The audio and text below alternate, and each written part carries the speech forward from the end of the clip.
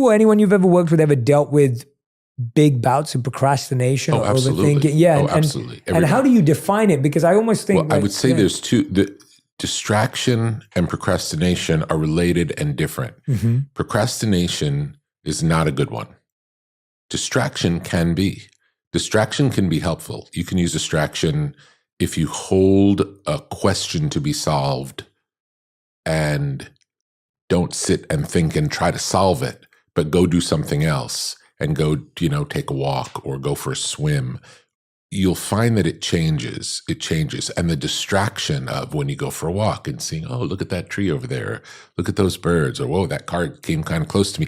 All of those things, that living in the world, even though it's not challenging in any real way, it's a distraction that's using some part of your brain. Some part of your brain is occupied with, do I turn left or do I turn right?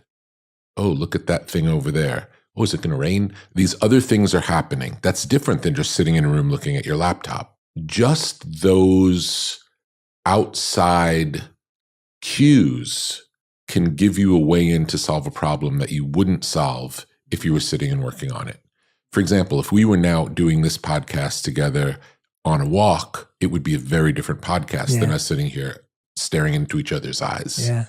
And it's a beautiful idea. There was a period of time where I lost a whole bunch of weight. And one of the things that I did as part of that was I only did walking meetings. Before, I used to only do lunch meetings. So I switched the lunch meetings to walking meetings. And I would meet people in Santa Monica and we would walk. And the meetings were so much better than the meetings either in a restaurant or in an office. Everything shifted just because we were moving, we were doing something. There were external stimuli, even though the external stimuli had nothing to do with what we were doing. Yeah. It changed. It was a change in context that really did make the conversation much more interesting. And there's also something about when you're walking, you're not looking at each other. So it's easier to go into your own thoughts when you're not looking at someone. So it was very interesting, a great experiment, lost a lot of weight, and the meetings were the best they've ever been. Yeah. That makes a lot of sense. There's a lot of work in couples psychology that suggests that when couples argue, they're usually sitting on opposite sides of a dining table. And when you're sitting with something in between you, first of all, I mean, here we don't have anything, but you have something in between you, it's already creating a distance. Yes. And now you're working against each other. Yes. Rather than what you're saying is you're walking with each other. Yes. And you're looking off into the same direction. So you're almost creating a future. The idea that you're future forward, you're future facing. It's funny, my wife and I, whenever we get to a new table and we're sitting to eat, we always say, we look at where the chairs are and one of us will say cheek to cheek. and we tend to sit next to each other instead of across from each other. Cheek to cheek. Yeah, cheek to cheek. I love that. And that makes so much sense with leadership meetings, creative meetings. And I love that. I love. And this is why this book is so beautiful, because it has so many really subtle points, and the idea of the difference between distraction and procrastination. Yes. And how distraction can actually be healthy. And especially, as you said, when you hold a question or you hold an idea and you're just kind of toying with it, but you might pick up a book, you might go for a walk, you might whatever, you could do all these things, but it's almost like you're using that time wisely to come back. And absolutely. Going for a drive is a great one. Yeah. And just paying attention to not crashing. Even though we can drive essentially on autopilot, we're not thinking about driving once we've been driving for a while. Yeah.